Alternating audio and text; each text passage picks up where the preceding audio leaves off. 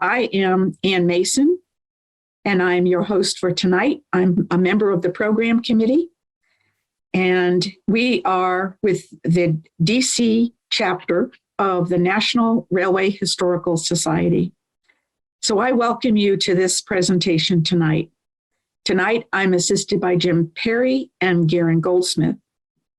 Our mission is to expand the public appreciation of railroads and their history through preservation and education. And we accomplish this mission through a variety of programs, including sponsoring a scholarship to rail camp for a high school student, preserving and operating our beloved 1923 Pullman car, the Dover Harbor, turning 100, maintaining a railroad library in Bowie Tower, Maryland, and publishing our monthly newsletter. Another way that we fulfill our mission is by offering tonight's events. So tonight, we are very pleased to have Bob Wise, who is a lifetime rail enthusiast, and he credits his enthusiasm to being inherited but from his railroad genes of his father, who was born in Altoona, Pennsylvania. Bob recalls going with his dad on a few jaunts to make movies and sound recording during the last days of the Pennsylvania Railroad, steam power, in 1957. After graduating from college, Bob went on to a lifetime of customer service work. And during that period, he worked for 5 different railroads, including 5 months as a railroad freight brakeman with the Reading Railroad immediately after his graduation. His longest tenure with railroads was 16 years with Southern Pacific, and he retired from the Vanguard Group in Malvern, Pennsylvania in 2016. Bob and his wife, Irene, have 4 children and 2 grandchildren, and they moved from their suburban Philadelphia home to the Pittsburgh area to be closer to the kids. And the benefit of this is that he can hear the passing trains from his home, and you might tonight also. The ARHS was established for enthusiasts of the Jersey Central, Lackawanna, Lehigh Valley, Lehigh and Hudson River, Lehigh and New England, and Reading Railroads. Bob presently serves on the board of directors and chairs the Society's deaccession committee, distributing an orderly fashion non-ARHS slides and negatives to the appropriate railroad society. So this evening's presentation is a sample of the negatives taken by Samuel J. Botsko in the anthracite coal regions of northeastern Pennsylvania, and features scenes of the 4 of the 6 railroads covered by the ARHS. So we'll be taking questions at the end of Bob's presentation. Remember to write those questions in the chat function, so we'll capture them as we go along. And right now, let's welcome Bob Wise. Over to you, Bob. And thank you. And I do want to thank you and Garen and Jim and the entire group of the Washington chapter NRHS for allowing me to do this presentation tonight.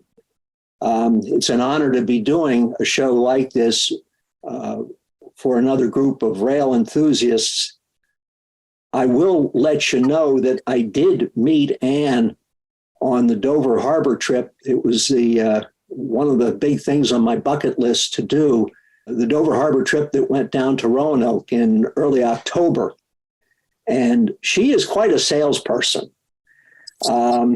Said, yeah, I've got a program that I could probably do. And here I am. Whether you like it or not, here I am. So thank you again, Ann, for your persistence.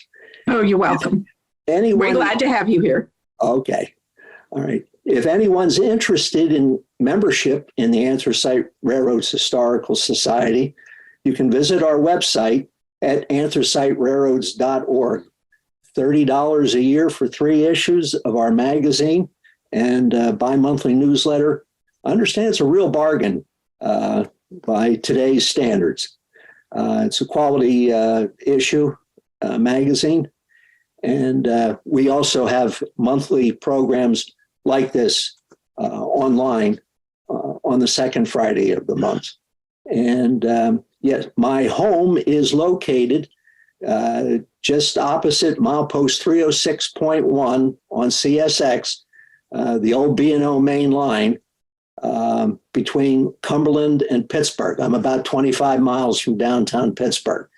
You might hear a train go by, and if you do, I'm not going to mute it. I'll let you listen in. S. Botsko's Anthracite photo album.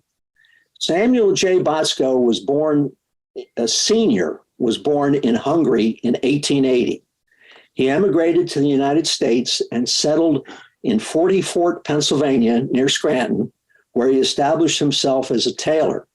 His shop was in his home at 62 Hughes Street, about 1 block away from the Bloomsburg branch of the Delaware, Lackawanna, and Western Railroad. Sam and his wife had 5 children. Son Sam Jr. was born in New York City in 1915. Sam Jr. was in the U.S. Army Air Corps during World War II and served stateside duty from 1942 until 1946. He maintained his residence in his parents' home and never married. When his parents moved to Florida in 1955, Samuel Jr. remained in 40 Fort in the family house, though the residence remained in his parents' name.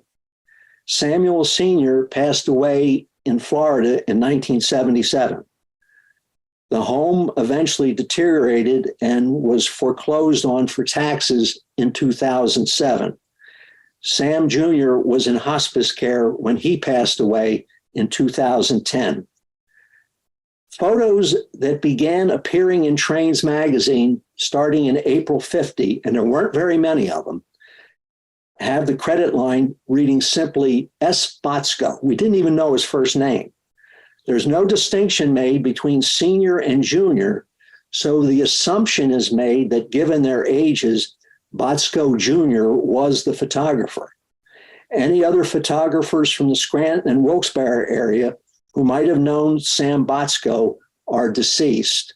John Gabriel, our president, his dad grew up in the Wyoming Valley area between Scranton and Wilkes-Barre, and he often says that his dad and his group of fellow rail photographers, the so-called Rat Pack, they never mention Botsko at all. It must be assumed that Sam Botsko was a lone eagle photographer. We only learned about his full name by searching online obituary information. He took pictures for approximately 8 years after the end of World War II. It's also assumed he only did day trips from his home in 40 Fort. The farthest photos we have from his home are a grand total of 66 miles away at Locust Summit, PA on the Reading. We have no specific location or date information on any of his photos, although some locations are easily identified. I will put out a request here. If anybody should recognize any locations or can provide any information about the photos, please reach out to me through Ann. I'd love to hear from you. And how the Anthracite Railroads Historical Society received the Sam Botsko railroad negatives is a story unto itself. A woman in the Wilkes-Barre area purchased an upright garage toolbox at a flea market in 2009. After the purchase, she found 2 of the drawers were stuffed with about 700 negatives of railroad scenes. She was eventually placed in contact with the ARHS, which bought the collection. I understand she got a very good return on the purchase price of the toolbox. From the 7 Botsko photos that have appeared in Trains and 3 that have appeared in classic Trains, and there were a few in Model Railroader too, we know that the ARHS does not have the entire Botsko collection. The quantity and whereabouts of his other photos, other negatives, is simply unknown. We'll start with one of Botsko's, the photo that made it all possible for the ARHS to get started on this. Rich Young, the editor of our magazine, Flags, Diamonds, and Statues, sent me this picture through email in 2009, asking if I knew anything about it. It looked familiar, so I went through my dad's tattered collection of Trains magazines and found the same photo in the December 1955 issue, credited to S. Botsko. This is how we determined who the photographer was for the 700 or so negatives the ARHS had purchased. Botsko may have had 3 images in Trains that I ever saw. My dad started getting Trains in 1955 when I was 3 years old. And most of Botsko's pictures were in earlier issues. If Rich Young had sent me almost any other of the 700 images, my reply would have been, hey, nice shot. I don't know anything about it. So the images that you're going to see tonight are representative of some of Botsko's material we have from the Lackawanna, Jersey Central, Lehigh Valley, and Reading railroads. I've arranged them by railroad, steam power, and then diesel. We'll start our review with a look at the Delaware, Lackawanna, and Western. Much of Botsko's Lackawanna photography was on the Bloomsburg branch, easily accessed from his home in 40 Fort. Lackawanna slide valve 280, number 364, is on a 3-car local passing the water tank at Hanover, Pennsylvania on the Bloomsburg branch. The plate on the signal reads N1550. The distance from Hoboken, New Jersey to Scranton and then down the branch as far as Hanover is 155 miles. The Lackawanna was well known for their enormous 080 homemade switch engines, which were converted from Pacifics and Mikados in the 1920s.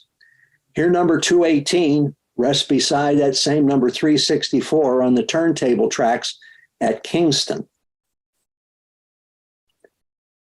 080-258 is switching the Lance Colliery at Plymouth, Pennsylvania. It's interesting to note that Botsko had a great eye for composition and didn't hesitate to take photos from different angles. A lot of normally unseen detail, like cab curtains and the extra coal scoop on the tender, are visible in this view. There's nothing like a train derailment to bring out a crowd. Mikado 2107 is the power for the wreck train at an unspecified location. It's probably on the Bloomsburg branch. How about that double chin snowplow? You like that? Well, here's 2108, sporting another one of those plow-on-plow front ends. It's switching at West Pittston, PA. These 2 steamers must have been assigned to heavy snow removal in upstate New York in the winter months. Now, Mikado 2132, equipped with footboards instead of a pilot, teams up with Pocono 484, passing the water tank at Taylor with the caboose hop. So here we've seen 2 different kinds of pilots on Lackawanna 282s. Well, let's make it a third. Mike 2224 is caught passing a line-side coal pile on the Bloomsburg line. This engine is equipped with one of the rather dainty and fragile-looking pilots that was a hallmark of many Lackawanna steam engines. The Lackawanna was one of the earliest users of 484s, getting their first order in the 1920s. The 1613 is seen at Delaware, PA, on a coal train. Some Poconos received this modified front end with that high-mounted headlight. I myself prefer the handsome and classic look with a centered headlight, as illustrated by 1643 on a 1-car local near Bridge 60 in Scranton.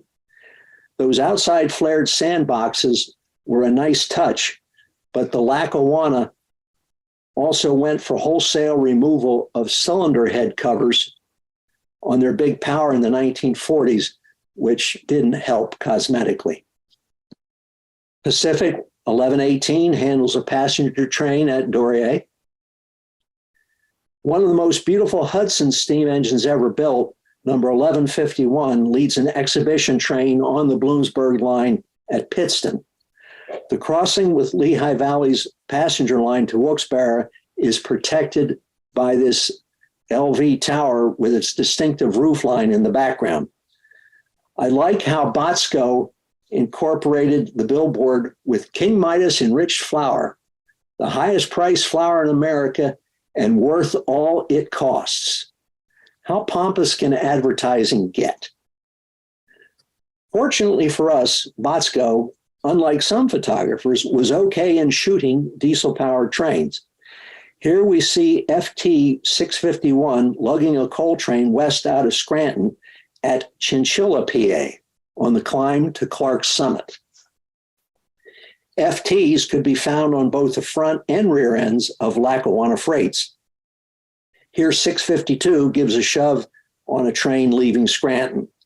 While Lackawanna FTs had dynamic brakes with their flat top hood blisters, note the build-up box between the dynamic brake blisters and the rear end of this B unit.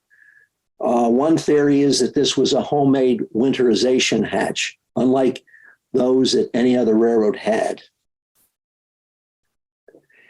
F3 662 leads a train at Taylor, passing a yard full of cars, including a cut of loaded anthracite hoppers, all belonging to other railroads. Montour, Cambrian, Indiana, building number of Pensy, here's a New York Central.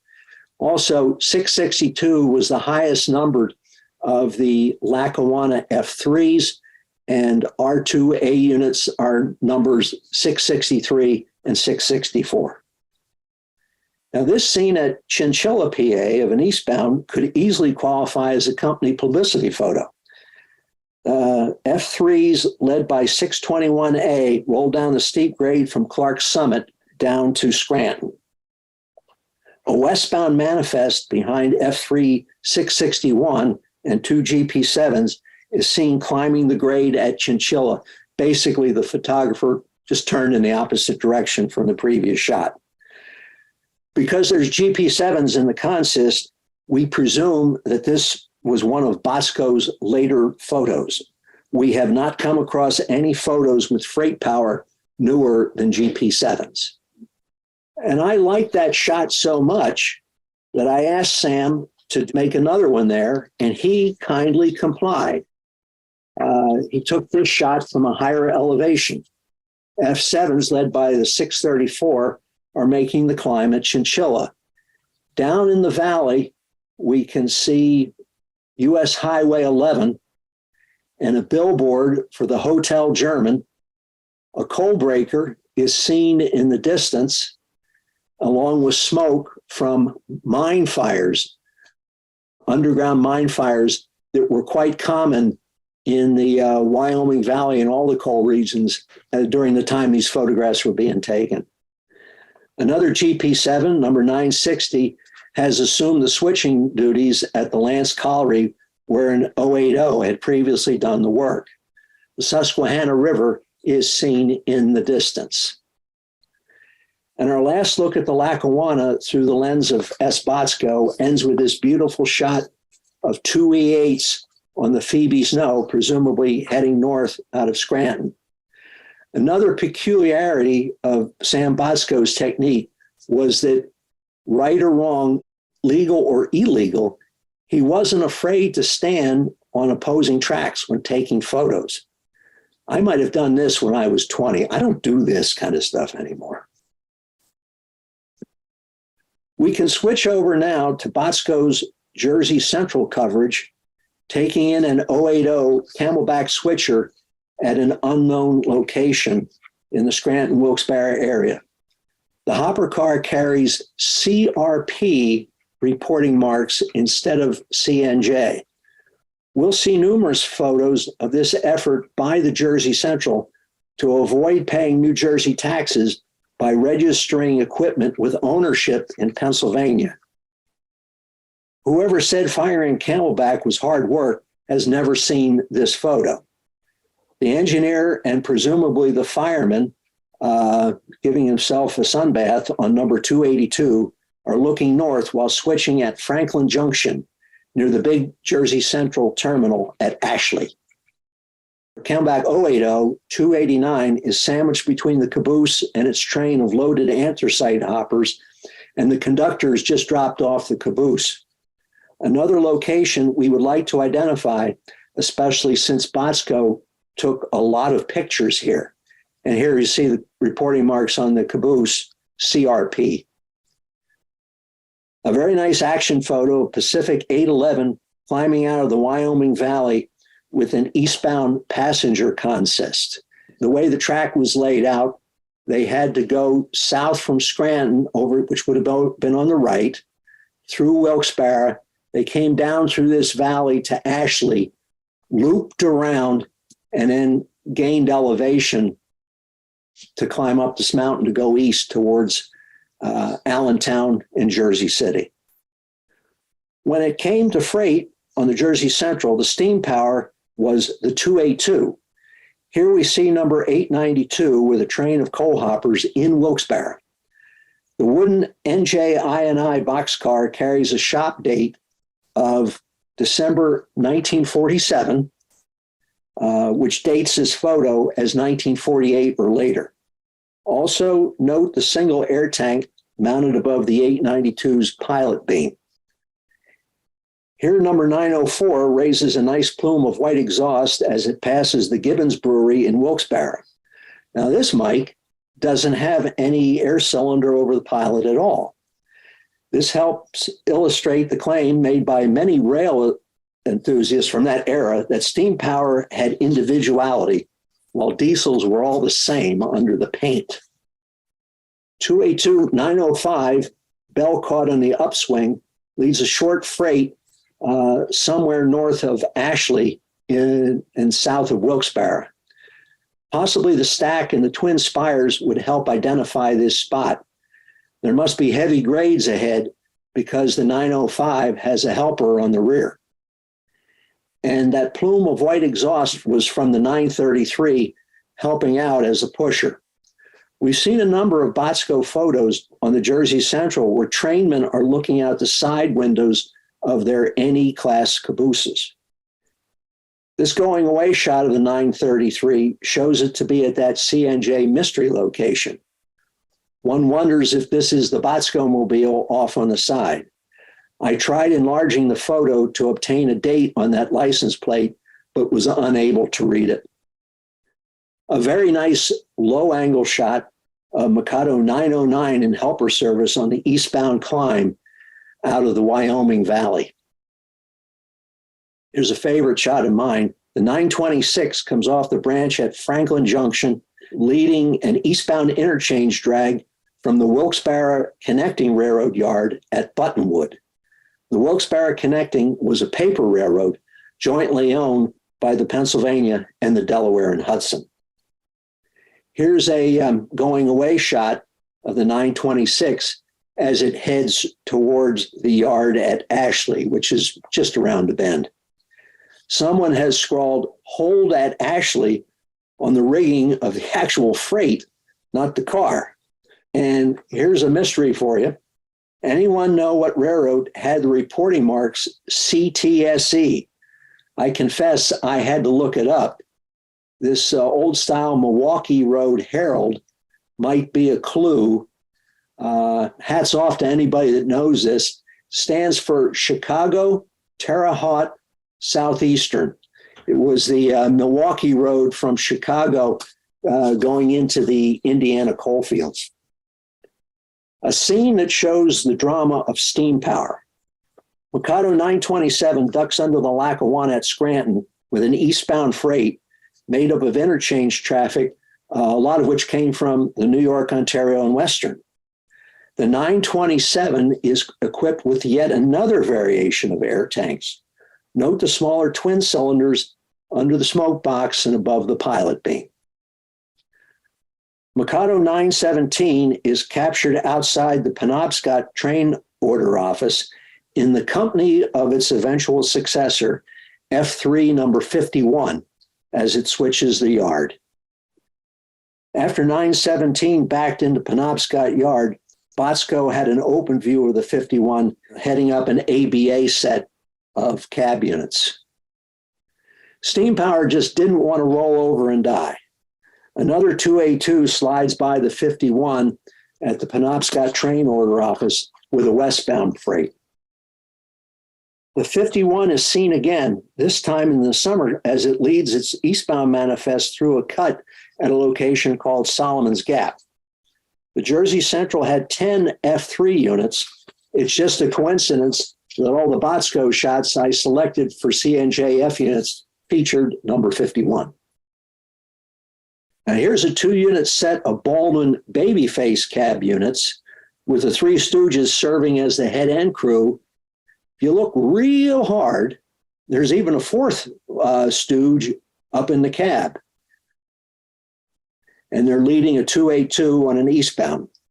It seems that many engine crews Botsko encountered really enjoyed having their picture taken, and it would give some credence to the idea that while we don't know who he is, the crews sure did and recognized him. Here's an eastbound freight with 2 Alco RS3s on the head end, passing the tower at Franklin Junction, just north of Ashley, while a young rail fan takes in the action from the tower window. Note the immense block of refrigerator cars at the head end of the consist. The train has another set of RS3s in pusher service. The Lackawanna old coal hopper you see here has been converted from coal service. Note the hatches on the roof. Our last look at the Jersey Central features double-ended Baldwin Cab Unit 2005 on a short eastbound consist at Mock Chunk before the town name was changed to Jim Thorpe. Now we'll jump over to the Lehigh Valley and take a look at their steam power. This photo was actually fun to research. The old-style Pennsylvania highway direction signs indicate 19 miles to Tunkhannock and 58 miles to Towanda. With the help of Google Maps, I was able to pinpoint the scene of Mikado 441 at Exeter, PA, deep in the heart of the Wyoming Valley. Now, Mike 463 is seen at an unknown location with the residue of mining activity in the background and the boxcar behind the tender. Could this have been taken at Mount Carmel, Pennsylvania, where the Lehigh Valley had a big interchange with the Pennsylvania Railroad? Mikado 495, fitted with a snowplow pilot instead of the more customary footboards, is seen at Locust Junction. Now, the Valley maintained a large number of 210-2s for mine shifting and helper service. Here is the 4029 at Shenandoah with an unusual offset cupola caboose, unusual for the Lehigh Valley, that is, tied to the head end. Valley 282s were equipped with distinctive twin sand domes, and these appear behind the boiler top bell. Why is that well-dressed woman walking along the tracks, and is that her dog? At this juncture, I guess we'll never know for sure. The 4047 drags 4 cars laden with raw anthracite at a location best described as somewhere in the coal regions. The caboose without a cupola was one of several the Lehigh Valley used in this area. They could be shoved under low coal tipples without damaging either the caboose or the tipple. Now, Lehigh Valley obtained 484s from Baldwin and Alco starting in 1931. Here's Alco T2A 5204 putting on a smoke show with an eastbound at Graysdale. The 5th car back is actually a Delaware and Hudson Camelback steam engine, probably en route to scrapping in southern Pennsylvania. Some of the Valley 484s, which were called Wyomings instead of Northerns, were equipped with those over the smoke box Alesco feed water heaters. In what could very well be the rear of the same train, R1-210-2-4021 shoves hard on the caboose during the climb from Coxton Yard up to Graysdale. It wasn't just the head-end crews who wanted to have their picture taken. The conductor or flagman on the caboose is determined to be recorded for posterity.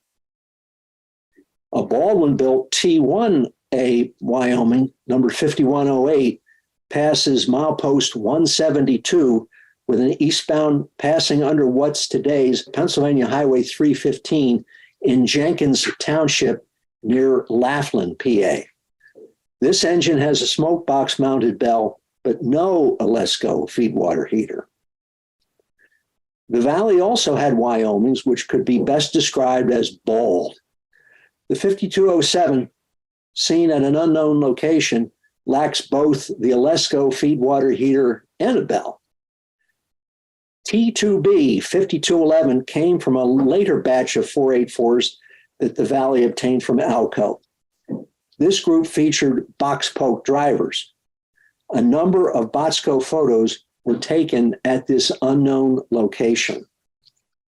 And T2B 5214, with an endless string of boxcars, passes under a signal bridge topped with Pensy-style position lights. It's obviously on the main line, but where? From the track arrangement, I believe this is a westbound coasting downhill at Graysdale, heading for the big Valley Yard at Coxton. The Pensy took stock control of the Lehigh Valley in the Depression, and one result was the installation of PRR position lights at numerous locations. Now, unlike other railroads, the Lehigh Valley had no problem with using the Pacific type 462s in freight service. Here's the 2103 with an unusual air pump arrangement on a freight in that unknown Lehigh Valley location. Pacific 2096 leads a 3-car local at Hazleton, passing under another signal bridge bedecked with Pensy position lights. The Valley even owned Pacifics with footboards for freight service, and this one features twin sand domes. The 2112 was seen at Hazleton with a 2-car passenger consist. Let's take a look at some Lehigh Valley diesel engines. The 502, an FT, leads a long eastbound train along the Susquehanna River at Ransom, PA, just west of Coxton. River level or not, this was a lot of tonnage to be assigned to a 27 horsepower set of FTs. And there's a crew member leaning out of the B unit to have his picture taken. FT 503 gives a shove on the hind end of an eastbound in September 1949. This picture, we learned only recently, did appear twice in Trains magazine, and we got the date from the caption that Train somehow had, but we didn't have it. Instead of a 4-unit set of FTs, there's an old 210-2 tacked on for good measure. Several photos of Valley cab units show them being equipped with automatic train control, indicated by the pickup shoe on the cab unit's second axle. A 4-unit set of FA1s led by the 532 lends a hand to a Wyoming 484 going east at Graysdale. Tell that engineer, say cheese. Lehigh Valley ended steam service in 1951, and the first FA2 units were built in 1950. So this photo of FA2 580 helping a Wyoming at Jenkins Township must have been one of the very last appearances of active Valley steam. Just like the steam engines on freight trains, the Valley's PAs could be seen in freight service. This one is very clean, so it may be on a break-in run after being shopped. Note that the 603 is equipped with a single bell air horn. This photo was taken at that Lehigh Valley mystery location. There's no mystery where this one was taken. The 611 waits at the station in Wilkes-Barre with a 6-car train. Unlike the 603, in the previous photo, this PA is equipped with a chime horn. Who says that all diesels are the same under the paint? Our last look at the Lehigh Valley features this surprise. Alco RS2s 5501 and 5502 are pushing hard on the rear end of a coal or ore train. Note the single stripe and no indication of ownership. These two units had originally been sold to the Chesapeake and Ohio, but the C&O was not impressed with their performance and resold the pair to the Valley. They were placed in Lehigh Valley service with one minor modification. The Chesapeake and Ohio name was painted out. Now we move on to my former employer, one of them anyway, the Reading Company.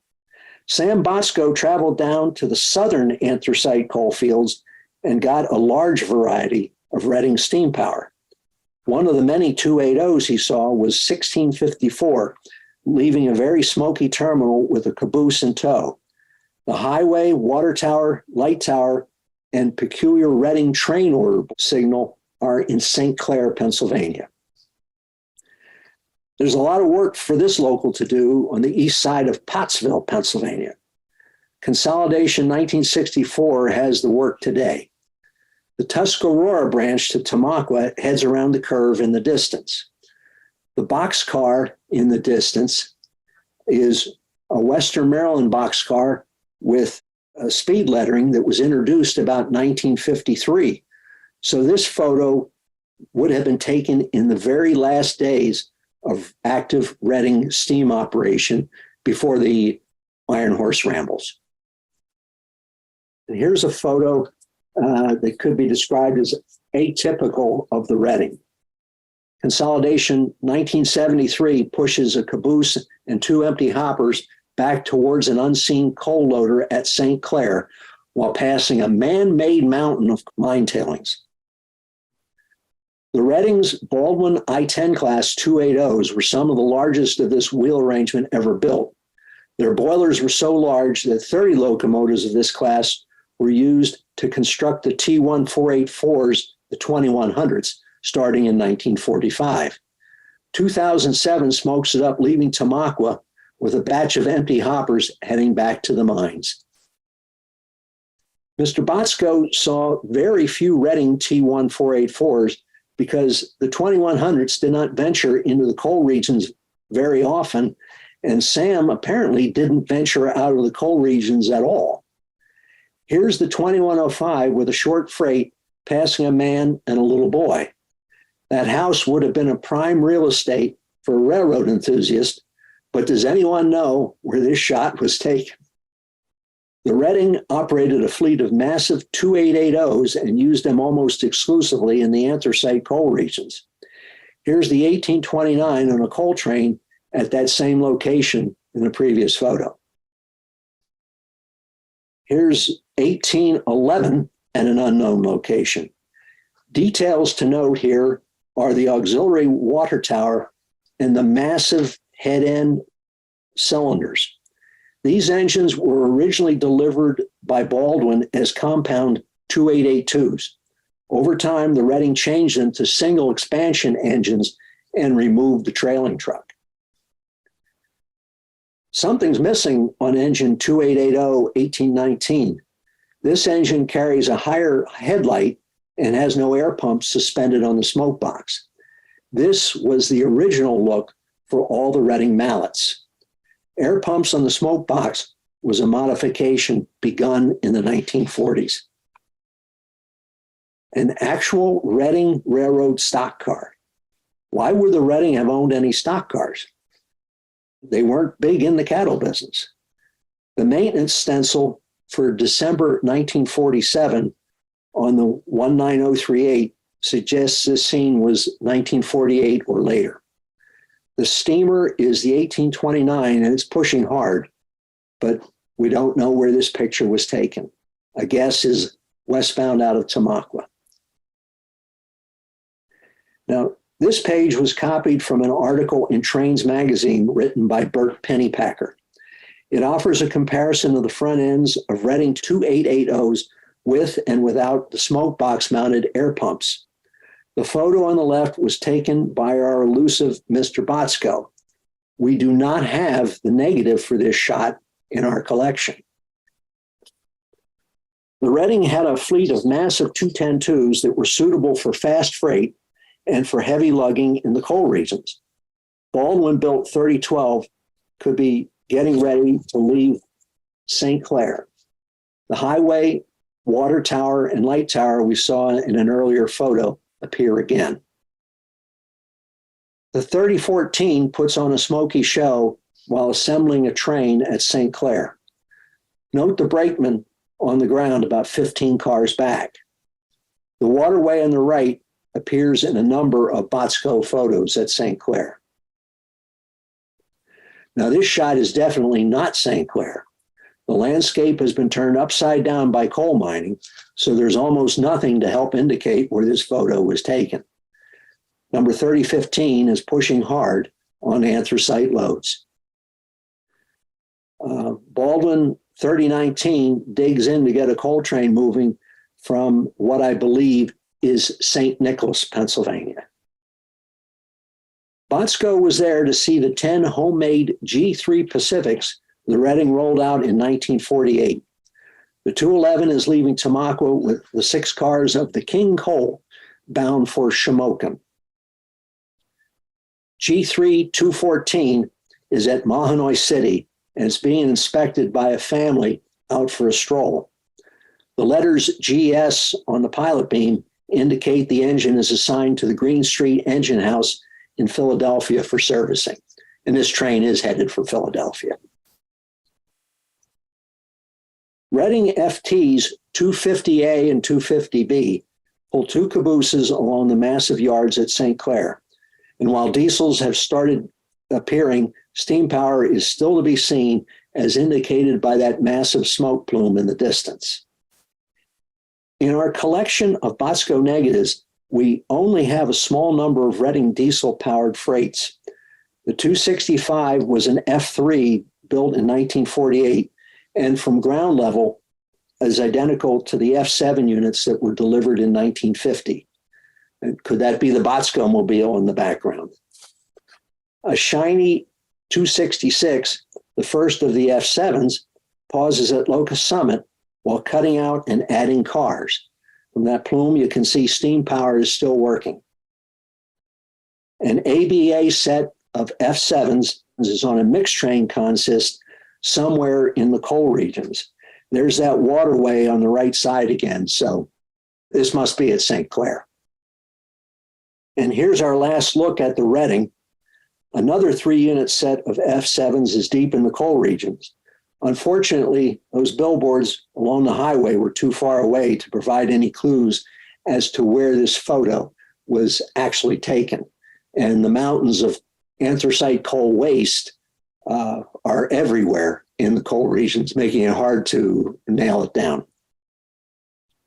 So we conclude the show with a going away shot of a Lehigh Valley 484 and a 462 in freight service, teaming up to climb the grade at milepost 172 in Jenkins Township at Laughlin. S and I thank you. Believe me, it took me about 90 seconds to think that up. We thank you for your help and participation. Looking at the time, and from the overwhelming audience response, I think an encore is in order. So we'll look at a couple more here. On the Lackawanna, F3 606 leads an ABA set of some of the original Lackawanna cab unit power that came after the FTs. There's a brand new GP7, 7 cars deep in the consist. This eastbound train was rolling down grade into Scranton about 1952. Here we see Jersey Central Mikado 872 heading up an eastbound merchandise freight at Laughlin. The well-ballasted track and block signal indicates this train was actually running on the Delaware and Hudson because there weren't too many places that Jersey Central ballast looked this good. The Jersey Central main line in the Scranton and Wilkes-Barre areas ran over D&H trackage rights for several miles. A nicely backlit photo of Lehigh Valley 496 with a train of coal loads on one of the many coal lines operated by the valley in the northern anthracite coal fields. While steam could power Lehigh Valley passenger consists into the city of Hazleton, the normal procedure was to entrust local trains to massive EMC-built doodlebugs like number 10, seen here with a trailer coach attached in front of the very good-sized Hazleton passenger station. Lehigh Valley RS3 216 is at the site at the railroad's Lehighton, PA passenger station as it works a long cut of hopper cars. The Lehighton yards of the Lehigh Valley were a massive facility, and they're beyond that truss bridge that you see. If you look hard, you can see the roof of Lehighton Tower, the grade for the Jersey Central main line where it crossed over the Valley main line is seen here. Class I-9 SB Consolidation 1633, a medium-sized Reading 280, shifts coal hoppers at an unknown yard. This engine was part of a class built by Baldwin between 1918 and 1921. And this is our last photo. The first group of Reading 210-2s were converted in the Reading's own shops in about 1930 from some of the 2882 mallet compounds. Engines built in the Reading shops can be identified by their twin sand domes atop the boiler. And Santa Fe number 3007 leads a westbound string of coal empties and is about to dive. Notice the tracks are going from 2 to 1, about to dive into Mahanoy Tunnel, the longest bore on the Reading system. The coal mines are on the other side of the tunnel. So this brings my presentation to a close. And again, I do want to thank everybody for their assistance, if we can provide any, and your participation tonight.